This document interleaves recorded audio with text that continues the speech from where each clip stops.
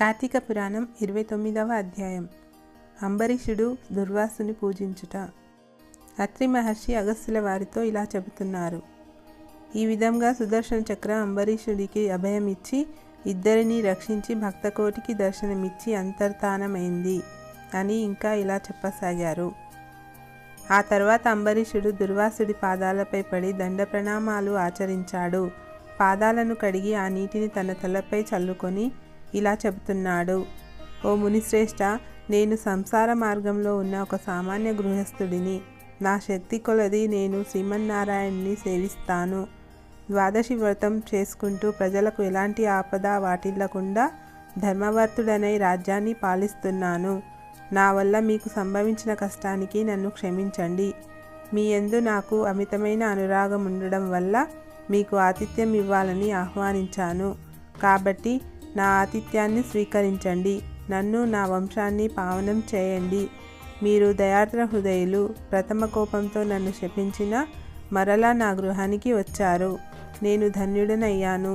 మీ రాక వల్ల శ్రీ మహావిష్ణువు సుదర్శన చక్ర దర్శన భాగ్యం కలిగింది. అందుకు నేను మీ ఉపకారాన్ని మరవలేను. ఓ మహానుభావ, నా మనసెంతో సంతోషంగా ఉంది. అసలు మిమ్మల్ని ఎలా స్తుతించాలో కూడా పలుకులు రావడం లేదు. నా కంటి వెంట ఆనంద బాష్పాలు వస్తున్నాయి. వాటితో మీ పాదాలను కడుగుతున్నాను. మీకు ఎంత సేవ చేసినా ఇంకనూ మీకు రుణపడి ఉంటాను. కాబట్టి ఓ పుణ్యపురుష, నాకు మరలా జన్మ అనేది లేకుండా జన్మరాహిత్యం కలిగేట్లు సదా మీ వంటి మునిశ్రేష్ఠుల యందు ఆ శ్రీమన్నారాయణి యందు మనసు గలవాడనయ్యేలా నన్ను ఆశీర్వదించండి అని ప్రార్థించాడు. అనంతరం సహపంక్తి భోజనానికి రమ్మని ఆయన్ను ఆహ్వానించారు. ఈ విధంగా తన పాదాలపై పడి ప్రార్థిస్తున్న అంబరీషుడిని దుర్వాసుడు ఆశీర్వదించి, రాజా, ఎవరు ఎదుటివారి బాధను నివారించి ప్రాణాలను కాపాడుతారో, ఎవరు శత్రువులకైనా శక్తి కలది ఉపకారం చేస్తారో అట్టివారు తండ్రితో సమానమని ధర్మశాస్త్రాలు చెబుతున్నాయి. కాబట్టి నీవు నాకు ఎంతో ఇష్టుడవు, తండ్రి సమానుడవయ్యావు. నేను నీకు నమస్కరించడంతో నాకంటే చిన్నవాడగుట వల్ల నీకు ఆయుష్హీనమగును. అందుకే నీకు నమస్కరించడం లేదు. నీవు కోరిన ఈ కోరిక స్వల్పమైనదే, తప్పక నెరవేరుస్తాను. పవిత్ర ఏకాదశి నాడు వ్రతనిష్టతో ఉండే నీకు మనస్తాపం కలుగజేసినందుకు వెంటనే నేను తగు ప్రాయశ్చిత్తం అనుభవించాను. నాకు సంభవించిన విపత్తును తొలగించేందుకు నీవే దిక్కయ్యావు. నీతో కలిసి భోజనం చేయడం నా భాగ్యం అన్నారు. ఆ తర్వాత అంతా కలిసి పంచభక్ష పరమాన్నాలతో సంతృప్తిగా విందారగించారు.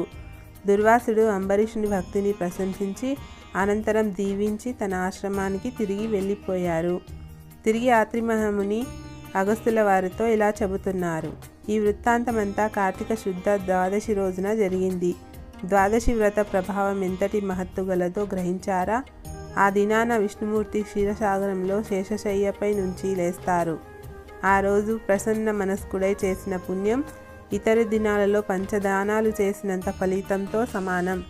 ఎవరైనా కార్తీక శుద్ధ ఏకాదశి రోజున శుష్కోపవాసం ఉండి పగలంతా హరినామ కీర్తనతో గడిపి రాత్రి పురాణం చదువుతూ లేదా వింటూ జాగరణ చేసి ఆ తర్వాతి రోజు అయిన ద్వాదశి నాడు తన శక్తి కొలది శ్రీమన్నారాయణ్ణి ధ్యానించి ఆ శ్రీహరి ప్రీతి కోసం దానాలిచ్చి బ్రాహ్మణులతో కలిసి భోజనం చేయాలి. అలా చేసేవారి సర్వపాపాలు ఈ వ్రత ప్రభావం వల్ల పటాపంచలైపోతాయి.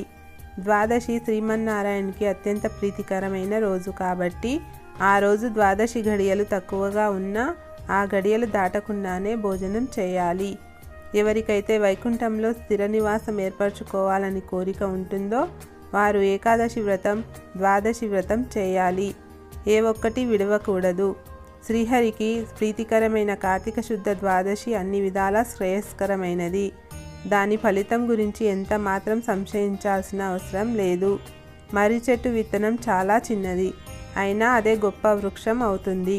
అదేవిధంగా కార్తీక మాసంలో నియమానుసారంగా చేసే కొంచెం పుణ్యమైన అది అవసాన కాలమందు యమదూతల నుంచి కాపాడుతుంది. అందుకే ఈ కార్తీక మాస వ్రతం చేసి దేవతలే కాకుండా సమస్త మానవులు తరించారు. ఈ కథను ఎవరు చదివినా విన్నా సకల ఐశ్వర్యాలు సిద్ధించి ధనప్రాప్తి కలుగుతుందని ఆత్రి మహర్షి సెలవిచ్చారు. శ్రీ స్కాంద పురాంతర్గత వశిష్ఠోప్రోక్త కార్తీక మహత్యంలోని 29వ అధ్యాయం 29వ రోజు పారాయణం సమాప్తం.